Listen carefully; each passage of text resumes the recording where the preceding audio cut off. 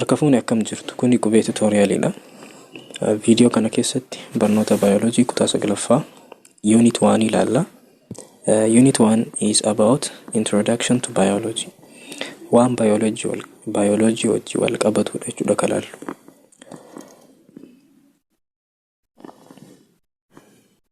So this is video part 1. Videoon kun ka jalqabaate jechuudha. Video tokkoffaadha. Itti aansinee video lammaffaadhaan itti fufna yoo kana xumurre. So wanti video kana keessatti ilaallu tokkoffaan definition of biology. Hiika biology ilaalla. Akkasuma why study biology. Biology qorachuun maaliif akka barbaachisu faayidaa isaa kan ilaallu ta'a. Jalqaba irratti definition of biology. Hiika biology. Biology came from two Greek words.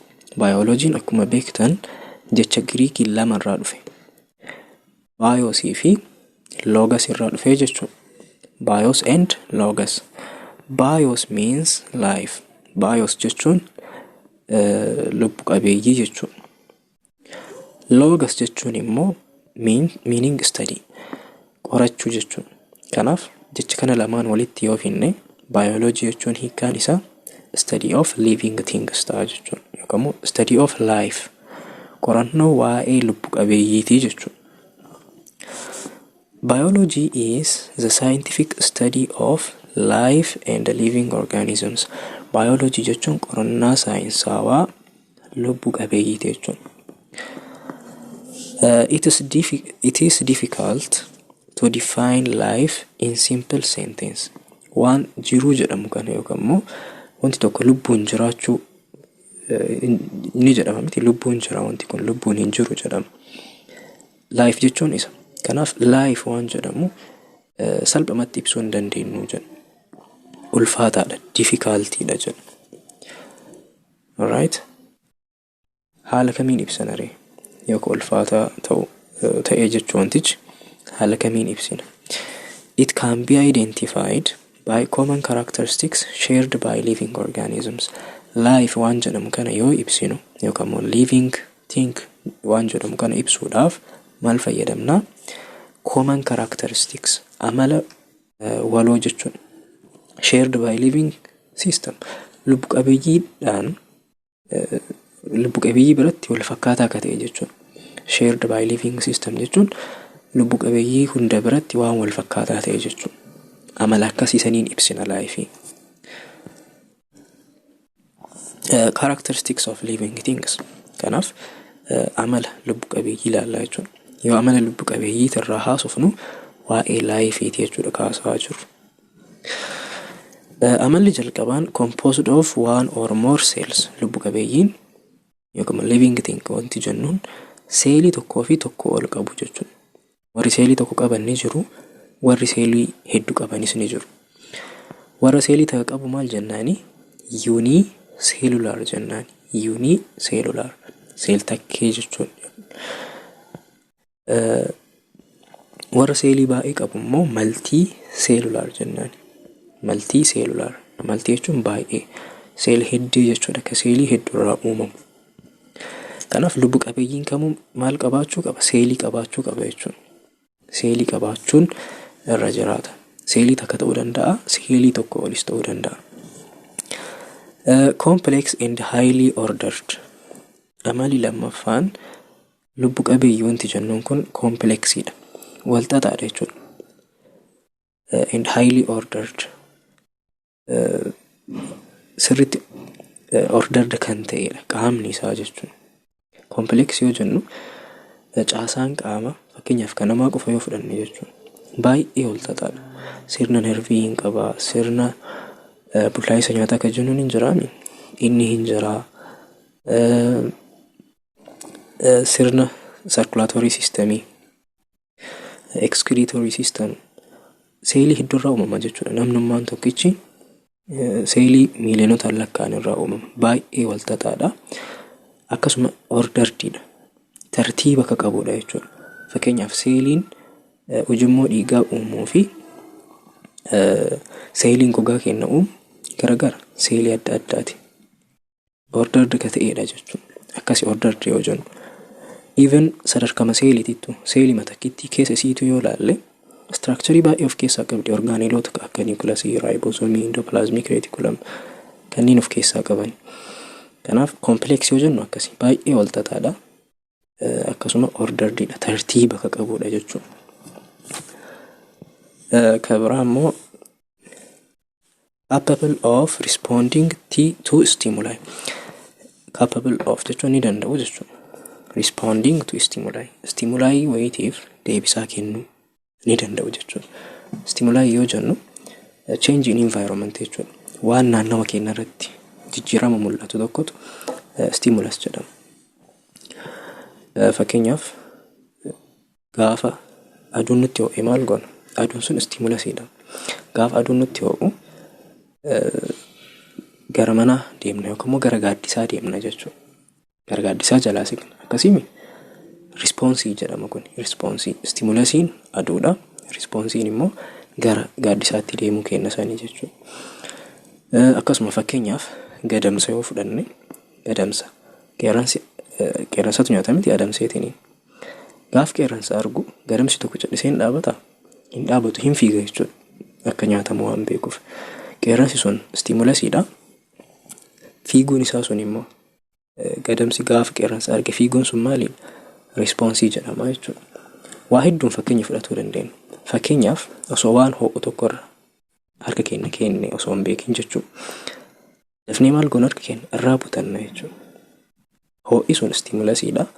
Harka keenya irraa butachuun sun immoo maali? Respoonsiidha jechuudha. Kanaaf lubbu qabeeyyiin stimulusiidhaaf deebisaa ni kennan jechuun akkasi. They grow ni guddatu. Eega lubbu qabeeyyii ta'ee dirqama guddachuu qabu jechuudha. And reproduction. Reproduce ni godhu. Wal horuu jechuudha. Karaa wal hormaata saalaatiin haa ta'u, wal hormaata saal maleessaatiin haa ta'u, wal horuu jechuudha. Wal hormaata ni gaggeessu lubbu qabeeyyiin hunduu. Transmit genetic information to their offspring. Genetic information gara ilmaan isaaniitti dabarsu jedha. Sanyii jechuudha. Sanyiin lubbu qabeeyyii tokko, living things tokko gara maalii ni tara? Gara ilmaatti ni tara jechuudha. Kun ka ta'uuf reproductionii waan jiruuf, wal hormaanni waan jiruuf. Require energy to perform work. Dalagaa wayii dalaguudhaaf energy isaan barbaachisa. Lubbu qabeeyyii hundaa jechuudha. Anniisaa isaan barbaachisa. Perform work yoo jennu deemuu ta'uu danda'a, fiiguu ta'uu danda'a. Soorata soqachuudhaaf bakka tokko gara bakka tokkotti socho'uu ta'uu danda'a. Kun hundi perform work yoo jennu akkasi. Kanaaf kan hunda raawwachuuf energy barbaachisa. Energy'n kun immoo isarraa dhufa nyaata. Sooratan sanarraa argatu. Maintain homeostasis. Homeostasis isaanii ni eeggatu jenna. Homeostasis ni eeggatu jechuun homeostasis wanti jedhamu relatively constant internal condition. Keessoo qaama keenyaatti wantoota dhaabbataa ta'anii turuu qabantu jira. Wantoota san akka dhaabbataa ta'anii turan levelii wayitirra tursiisuun homeostasis jedhama. Fakkeenyaaf fudhannu temperature qaama keenyaa. Temperature qaama keenyaa yeroo hundaa meeqa? Digirii Seelsheesii 37 jechuudha. Digirii Seelsheesii 37 hin jijjiiramu. Osoo haga fedhe environmentiin keenya naannofti keenya yoo qorrees yoo ho'es temperature keessa qaama keenyaa hin jijjiiramu. Fakkeenya biraa immoo gulukoosii dhiiga keenya keessa jiru normal levelii qaba. Sanii olis hin dabalu, sanii gadis hin ta'u jechuudha nama fayyaa qabu keessatti. Santu homeostasis jedhama. Kanaaf lubbu qabeeyyiin homeostasisii ni eeggatu jechuun akkasi. Garuu as biratti homeostasisii lubbu qabeeyyii hundaa miti ka eeggatu. Most of the organisms maintain homeostasis. Warri homeostasisii isaanii eeggatan yookaan immoo bakka jiru sana irratti tursiisuu danda'an hedduudha. Kan xumuraa capable of evolutionary adaptation to their environment. Kabira immoo adaptationii gaggeessuu ni danda'u environmentii isaaniitiif jedha. Environmentii keessa jiraatan san wajjin jiraachuudhaaf jijjiirama amalaa ta'ee jijjiirama qaamaa ni taasisa jechuudha lubbu qabeeyyiin tokko. Fakkeenyaaf gosti yayyii tokko gammoojjii keessaa ka'ee gara lafa qorraatti deeme haa jennu. Qorri sun akka isaan hin miineef maal isaan barbaachisa? Gogaa furdaa isaan barbaachisa. Akkasuma coraan gogaa isaanii irra jirus baay'ee ta'uu qaba jechuudha. Miti waan akkasii isaan guddifatu. Adaptation jechuun akkas jijjiirama fiduu jechuudha. Jijjiirama amalaas kan caasaa qaamaas jechuudha. Gaafa gogaa furdaa fi coraa baay'ee rukkoo ta'e guddifachuu eegalan maal ta'a? Bakka qorraa san keessa nagayaan jiraachuu danda'u osoo qorri sun isaan hin miinin. Adaptationiin akkasi. Fakkeenya kabiraas hedduu fudhachuu danda'ama. Alright. Akkasi itti aansee kan jiru scientific study in biology. Biology keessatti qorannoo saayinsii yoo jennu maal akka ta'edha kan laallu. Biologists study about living things. Biologistoonni waa'ee lubbu qabeeyyii yoo qoratan maalitti fayyadamu? Using scientific method, mala saayinsawaatti fayyadamu. Waa'ee lubbu qabeeyyii tokko yoo qoratan mala saayinsawaatti fayyadamu. Scientific method itti fayyadamu. That involves scientific study maal fa'aa of jalatti qabata? Tokkoffaa asking a question, gaafii gaafachuu. Fakkeenyaaf waan argan tokko lubbu qabeeyyiin kun maaliif akkana ta'a jedhanii gaafatu jechuudha amala isaa. And suggesting possible answers. Gaafii gaafatan saniif deebisaa kennu jechuudha. Possible answer. Possible jechuun deebii ka ta'uu danda'u jechuudha. Waan deebii ni ta'a jedhanii yaadan lafa kaa'u. Waan argan saniif. And testing for validity of the answers through experiment. Waan deebii hin ta'a jedhanii kennan san, waan deebii hin ta'a jedhanii lafa kaayan san maal godhu? Test godhu. Yaalii irra gaggeessu jechuudha. Through experimentation.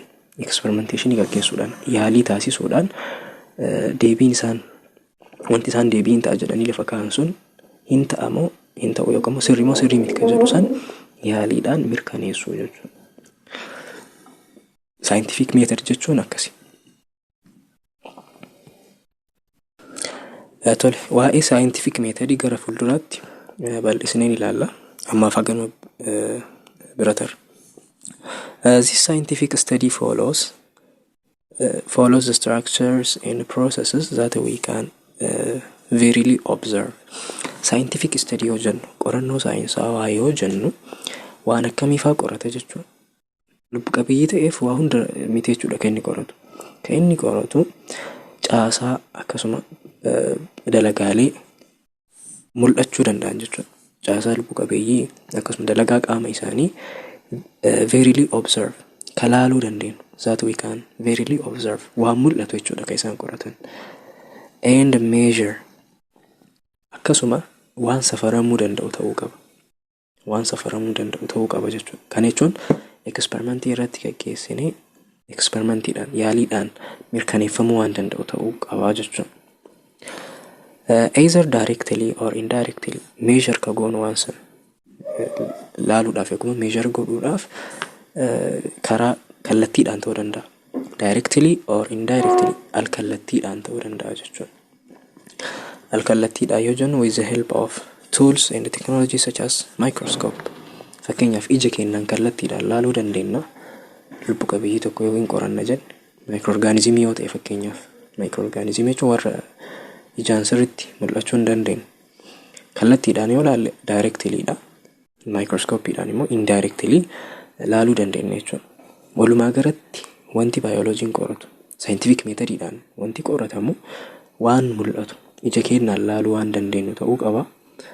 Akkasumas safaramuu waan danda'u ta'uutu irra jiraata jechuudha. Biology and its relationship with other sciences. Itti aansinee immoo biology fi fiildiiwwan biraa, fiildiiwwan saayinsii biraa jidduu walitti dhufeenya jiru. Relationship ilaalla. Relationship. Biology merges information and the tools from chemistry, physics, etc. Biology'n itti fayyadama. Merge godha. Walitti fidaa jechuudha. Odeeffannoo fi meeshaalee fiildii akka chemistry fi physics'itiin uumaman walitti fida. Merge godhu jechuun akkas. Jara walitti fiduudhaan qorannoo baayoloojii irratti itti gargaarama yookaan immoo itti fayyadama.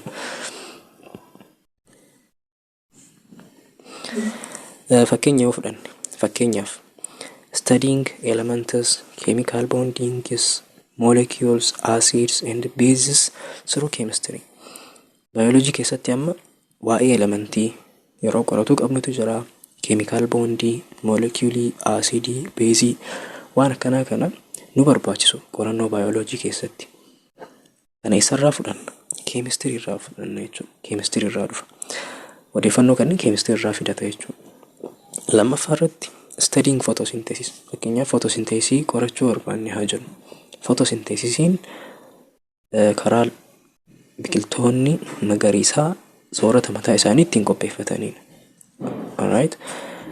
Photosynthesis is the conversion of radiant energy. Energy adurraa dhufu jijjiiruudha. Gara maaliititti? Into organic molecule. Gara organic molecule'itti.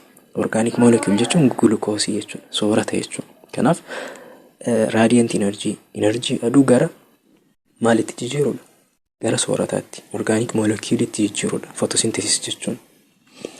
Involving both chemistry and physics. Kanaaf yoo photosynthesis qorannu processiin kun processii energy aduu gara organic molecule'itti jijjiiramu kana yoo qorannu fiildii lamatu nu barbaachisa jechuudha. Chemistry fi physics lachuutu fayyadamneet photosynthesis qoranna. Informationii fiildii sanniin lamaan irraa dhufu nu barbaachisaa jechuudha. So walitti dhufeenya akkanaa qaba biology'n fiildii biraa wajjin. Itti aansee why study biology? Biology maaliif qorannaadha? Faayidaa maal nu qaba biology qorachuun? Human beings have inborn curiosity. Ilmi namaa uumamumaan curiosity qaba jedha. Curiosity jechuun curious jechuun namni tokko waan tokko beekuudhaaf fedhii inni qabu jechuudha. Waan tokko beekuudhaaf fedhii namni qabu curiosity jedhama jechuudha. Kanaaf ilmi namaa fedhii akkasiisan uumamumaan qaba. Waan naannoo isaatti argamu beekuu barbaada. About natural world that natural world jechuun waan uumamaan naannoo isaatti jiru beekuudhaaf fedhii qaba jechuudha ilmi namaa uumamuma isaatiin. Kun immoo maal godha? That leads them to study about living organisms and their habitat. Kun maal akka godhan isaan taasisa? Akka waa'ee lubbu qabeeyyii qoratan fi their habitats bakka jireenya isaanii haala jireenya lubbu qabeeyyii akka qoratan isaan taasisaa jechuudha. Maaliin? Fedhiin jechuudha. Fedhii waan haarawaa beekuudhaaf ilmi namaa qabu lubbu qabeeyyii akka qoratu isa taasisa. Studying biology helps to understand it. Biology qorachuun waa hedduu akka hubannu nu taasisa. Jalqaba irratti how living things work. Lubbu qabeeyyiin haala kamiin jiraatu ka jedhu san qaamni isaanii akkamitti hojjeta ka jedhu san beekuudhaaf. Lammaffaa irratti how they function and interact with the environment. Walitti dhufeenyi isaan naannoo isaanii wajji qaban maal fakkaata ka jedhu sanis akka beeknuuf nu taasisa. Biology touches our everyday life in many ways. Biology'n jireenya guyyaa guyyaa keenya wajji wal qabata sirriitti jechuudha. Jireenya guyyaa guyyaa keenya wajjin sirriitti wal qabata. So kanaaf itti aansinee importance of biology in everyday life. Barbaachisummaa biology'n qabu. Jireenya keenya keessatti biology'n barbaachisummaa akkamii qaba ka jedhu san ilaalla. Tokkoffaa irratti medical advances. Fiildii fayyaa irratti fiildii fayyaa fooyyessuu keessatti jechuudha. Biology'n gahee guddaa qabata. Biologists discover drug to treat diseases. Biologistoonni maal qoratu? Discover godhu. Qorichoota garaagaraa discover godhu jechuun qoratanii argatu jechuudha. Qorichoonni kunniin immoo maaliif fayyadu? To treat diseases. Dhibee garaagaraa yaaluudhaaf nu fayyadu. Fakkeenyaaf qorichoota kana keessaa tokko antibioticsiidha.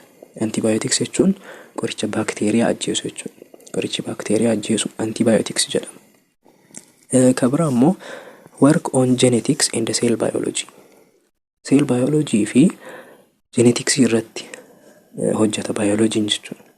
Waa'ee seeliitii fi dhaalmaya sanyii jechuudha. Genetics jechuun amalli orgaanizimii tokkorraa akkamitti gara orgaanizimii itti aanutti tara kan jedhu san offspringitti akkamitti tara san kan jedhu fiildi qoratudha genetiksiin. Kanaaf seel baayoloojii fi genetiksii irraa wanti argamu maaliif fayyada? Leads to advancement in medicine and agriculture. Akka advanced ta'u medicine jechuun fiildii fayyaa jechuudha. Fiildiin fayyaatii fi agriculturii qonnaa akka maal ta'u taasisa? Akka advanced ta'u akka fooyya'u taasisaa jechuudha. Kun isa tokko jechuudha. Kanaaf baayoloojiin medical advance irratti fiildii fayyaa fooyyessuu irratti gahee taphatu qaba. Lammaffaa environmental impact naannawa irratti naannawa fooyyessuu irratti. Ecology jechuun qorannoo waa'ee naannawaati. Waa'ee environmentii jechuudha. Helps us understand and address environmental issues like global warming. Ecology akka hubannu taasisa. Akkasuma fala akka barbaannuuf jechuudha. Address akka goonu. Environmental issuewwan akkamii akka global warming ho'iinsa jechuudha. Ho'iinsa akka addunyaatti nu mudataa jiru jechuudha. Global warming furuudhaaf informationiin ecology irraa argannu sirriitti nu fayyada. Itti aanee kan jiru crime investigation. Crime investigation jechuun yakka raawwatame tokko qorachuu irrattis bu'aa qaba baayoloojiin. Haala kamiin yoo jettan forensic biology fiildii jedhamutu jira. Forensic biology is used to investigate crimes. Fiildiin kun yakkoota raawwataman qorachuudhaaf fayyada. Haala kamiin? Using DNA samples. DNA fayyadamuudhaan jechuudha. DNA jechuun genetic materialidha. DNA itti fayyadamnee yakka raawwatame tokko qorachuun ni danda'ama. Fakkeenyaaf namni wayii nama ajjeesee haa jennu. Achiin ajjeeseetiniin innis rukutamee haa jennu bakka sanitti. Bakka sanii wal lolanii innis rukutamee nama sana ajjeesee achi deeme. Dhiigni isaa achi biratti hafa miti. Kanaaf gaafa dhufan dhiiga qofa argani. Dhiiga qofa waan achi arganiif adda baafachuun hin ulfaata jechuudha. Forensic biology waan fayyadamne. Forensikiin maal godhaa? Dhiiga isaa san fudhatee, dhiiga achi argame san fudhatee, dhiiga achirraa fudhatan san laalanii DNA isaa san qoratan jechuudha. DNA dhiiga achi arganii san fudhatanii eega laalan booda namicha shakkamu sanis dhiiga isaa fuudhanii ilaalan. DNA isaa jechuudha. Yoo DNA lamaan wal fakkaate namichi salphamatti yakkamaa akka ta'e yakka san akka raawwate salphatti irra gahama jechuudha. Forensic science waan akkanaati jechuudha kan hojjetu. Application of biology in daily life. Kabira application biology yookaan faayidaa biology jireenya guyyaa guyyaa keenyaa keessatti biology'n gahee akkamii taphataa akka jedhu ilaalla. Jalqabaa fermentationidha. Fermentation irratti fayyada. Fermentation kan gaggeessu baakteeriyaa ta'uu danda'a. Raacitii yookaan yeast kan jennuun isa ta'uu danda'a. Baakteeriyaa fi yeastii ta'uu danda'a jechuudha. Alright, yeastiin gosa fangasiiti. Gosa fangaayiiti jechuudha. Fermentationii waan akkamiitiif fayyada? Wine making. Wayinii dhugaatii jechuudha. Beer, brewing, beer. Kunniin dhugaatiidha. Dhugaatii alkoolii jechuudha. Waan akkasii sanniin oomishuudhaaf ni fayyada. Baking, bread. Daabboo hojjechuudhaaf dirqama. Lixiin bukaa'uu qaba miti. Lixiin akka bukaa'uu ka taasisu maalidha? Yeastiidha jechuudha. Raacitiidha. Raacitiin fermentationii gaggeessuudhaan lixiin akka bukaa'u taasisa. Miti. Fermentationii san immoo kan qoratu biologyidha jechuudha. Biology'n waa'ee processii sanii qorata. Cheese production, cheesii oomishuudhaaf. Kanaaf kana hundaaf fayyada fermentationii. Fermentationii yeastiidhaan yookaan baakteeriyaadhaan gaggeeffamuuni jechuudha. Wanti kun kan raawwatu. Biology'n waa'ee yeastiis waa'ee baakteeriyaas ni qorata. Processii isaan gaggeessan kana. Processii fermentationii jedhamu kanas ni qorata. waa'ee fermentation gara fuulduraatti kan laallu. Tole, antibiotiksiin akkuma kana dura isiniin jedhe qoricha baakteeriyaa ajjeesu jechuudha. Qoricha baakteeriyaa ajjeesu. Antibiotics like penicillin. Fakkeenyi antibiotiksii tokko penicilliniidha. Are produced by mold, fungi or bacteria. Qorichi penicillin jedhamu kun bakteeriyaa yookaan fangasiidhaan kan uumamu. Dhibee garagaraa yaaluudhaaf nu fayyada. Dhibee baakteeriyaa yaaluudhaaf nu fayyada. Kanaaf penicillinii san akka fangasii yookaan baakteeriyaan uumu ka qorateetiin irra gahu maalidha jechuudha? Baayoloojiidha. Waan san ka fidu jechuudha. Penicillinii san ka fidu baayoloojiidha. Kabira industrial chemicals. Keemikaalota industirii keessatti uumaman kan nutti fayyadamnu jechuudha. Bacteria or fungi are used to produce chemicals like citric acid, lactic acid. Bacteria fi fangasiin keemikaalota akkanaa kana industirii garagaraa keessatti akka uumnuuf nu fayyada. Akka citric acid faa, lactic acid akkanaa kanneeniif jechuudha. Citric acidiin wanta akka vinegarii faa keessatti ni fayyada. Vegetable ittiin dhiquuf waan akkasiitiif fayyada. So kunis faayidaa baayoloojii keessa isa tokko. Kabira sewage disposal. Xuraawaa gatuudhaaf jechuudha. Xuraawaa gatamu tokko qulqulleessuudhaaf. Sewage yoo jennu kan manarraa bahu ta'uu danda'a. Kan industirii garagaraa keessaa bahu ta'uu danda'a. Kanneen yoo gallakkifaman akka environment irraan naannawarraan akka miidhaa hin geessine maal ta'uu qabu? Treat ta'uu qabu. Harmless ta'uu qabu jechuudha. Environmentii miine ta'uu qabu. San gochuuf immoo maal nu barbaachisa? Bacteria nu barbaachisa. Bacteria play a crucial role in cleaning sewage. Bacteriaan xuraawaawwan warshaalee fi mana dhuunfaatirraa bahanis qulqulleessuu keessatti gahee ol'aanaa taphata jechuudha. Gahee ol'aanaa taphata. Keemikaalota adda addaa of keessaa qaba. Fakkeenyaaf dhangala'oo warshaarraa bahu. Keemikaalli sun naannawa faaluu danda'a jechuudha. Miidhaa biqiltootarraa, lubbu qabeeyyii biraatirraa innis gahuu danda'a. Yoo baakteeriyaan keemikaalota san akka achi keessaa fudhatu kan taasifamu ta'e xuraawaan achirraa bahu sun maal ta'a? Miidhaan inni geessisus ni hir'ata jechuudha. Haala saniin faayidaarra oola. Kabira DNA forensiksiidha. Kana duras laallee jirra DNA forensiksii. Discovering DNA structure in the forensic analysis help solve crimes. Waa'ee DNA structure isaa qorachuu fi forensic analysisiin maaliif fayyada? Solve crimes. Yakkoota raawwataman tokko furuudhaaf jechuudha. Eenyu akka raawwate adda baafachuudhaaf kan nu fayyadan ta'a. Itti aansinee gaafilee mata duree kana wajjin wal qabatan kan laallu ta'a. Gaafiin jalqabaa maal jedha? Which of the following characteristics is not shared by all living things? Kanneen armaan gadii keessaa amalli lubbu qabeeyyii hunda biratti hin argamne. Kana jechuun kan lubbu qabeeyyii muraasa biratti argamee garii biratti hin argamne kaminni jechuudha. A. Composed of one or more cells. Seelii tokko yookaan lamarraa ijaaramuu jedha. Kunis sirriidha. Lubbu qabeeyyiin hundu akkasuma yookaan seelii tokko yookaan seelii tokko ol qabaatu. B. Capable of photosynthesis. Lubbu qabeeyyiin hundu photosynthesisii gaggeessuu ni danda'u jedha. Kudhan sirrii miti. Maaliif? Warri photosynthesisiin gaggeessuu hin dandeenye hedduudha jechuudha. Ka photosynthesisii gaggeessu warra chloroplaastii qabu qofa. Ka akka biqiltootaa fa'aa jechuudha. Kanaaf B'n amala lubbu qabeeyyii hunda biratti argamuu miti. C bira yoo dhufne transmit genetic information to offspring. Sanyii isaanii gara ilmaatti dabarsu. Dhaloota itti aanutti dabarsu jedha kun sirriidha.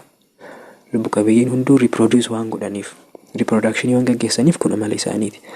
D. Maintain homeostasis. Homeostasii ni eeggatu jedha. Kunis ni ta'a. Homeostasii irra hedduun isaanii ni gaggeessu. Kan hin gaggeessanis jiraatan jechuudha. Kanaaf deebiin best answeriin kam ta'a? B ta'a. Capable of photosynthesis. Gaafiin lammaffaan what is the meaning of Greek word bios from which biology is derived? Jechi Greek bios jedhu hiikkaan isaa maal inni jedha. Kuni gaafii baay'ee salphaadha. Biosiin maal ta'a? Life jechuudha hiikkaan isaa. Gaafii sadaffaan, which of the following is an example of application of biology in forensic science? Kan armaan gadii keessaa faayidaan bioloojiin forensic science keessatti qabu maal inni jedha. A. Brewing beer. Dhugaatii alkoolii qopheessuuf jedha. Dhugaatiin alkoolii qopheessuu fi forensikii wanti walitti fiduun jiru. Kanaaf deebii hin ta'u. B. Solving crimes using DNA samples. Yakka uumame tokko DNA bakka sanii argamnutti fayyadamnee furuu eenyu akka raawwate beekuu jedha. Kun ni ta'a. Producing antibiotics like penicillin. Antibiotikii akka penicillinii kanneen uumuu jedha.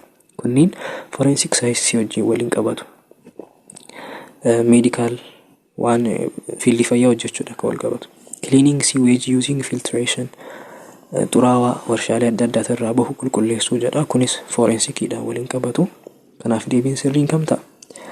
B ta'a jechuudha. Solving crimes using DNA samples ka jedhu kana ta'a. Gaafiin afuraffaan, what biological process is essential for cheese production? Cheesii uumuudhaaf, gosa soorataa kana uumuudhaaf processii kamtu barbaachisaa jedha. A. Photosynthesis jedha. Kuni sirrii miti. Cheesii uumuudhaaf, daabboo fa'aa hojjechuudhaaf photosynthesisiin hin barbaachisu. Photosynthesisii biqiloota qofatu gaggeessa. Fermentation by yeast and bacteria. Fermentationii jedha. Kuni sirriidha. Fermentationiin waan mana keessatti qopheessinu hedduu uumuudhaaf akka nu fayyadu ilaallee jirra. Isaan keessaa cheesiin isa tokko. C. DNA replicationii jedha. D. genetic engineering jedha. Kun hundi isaaniitu sirrii miti. Deebii sirriin B ta'a jechuudha. Gaafiin itti aanu, gaafiin shanaffaan, what is the role of bacteria in sewage disposal jedhu. Faayidaan baakteeriyaan xuraawaa dhabamsiisuudhaaf qabu maal inni jedha. A. To produce food additives. To produce food additives. Waan sooratatti makamu. Akka sooranni turuuf, kalarii isaa jijjiiruuf waan itti maknutu additive jedhama. Waan akkasii sanniin uumuudhaafi jedha. Kuni sewage disposal wajjin waliin qabatu. B irra yoo dhufne, to filter waste and clean sewage. Xuraawaa tokko filter godhanii dhimbiibanii yookaan immoo treat godhanii qulqulleessuudhaaf jedha. Kuni ni ta'a. B irra ka jiru. Deebii sirrii ni ta'a. C. To aid in production of ethanol. Ethanolii uumuudhaaf jedha. Kun hojii maaliiti? Hojii fermentationiiti malee sewage disposalii miti. To cause disease in sewage. Diin immoo dhibee fiduu jedha. Qorichaa miti. Xuraawaa yookaan xuraawaa dhannoo irraa bahu san warshaalee adda addaa keessaa bahu san keessatti dhibee fiduudhaaf fayyadu. Kuni faayidaa miti. Kanaaf deebiin sirriin the correct answer is B ta'a. So viidiyoon paartiin jalqabaa asuma irratti xumurama. Itti aansinee viidiyoo lammaffaa keessatti part 2 kan itti fufnu ta'a.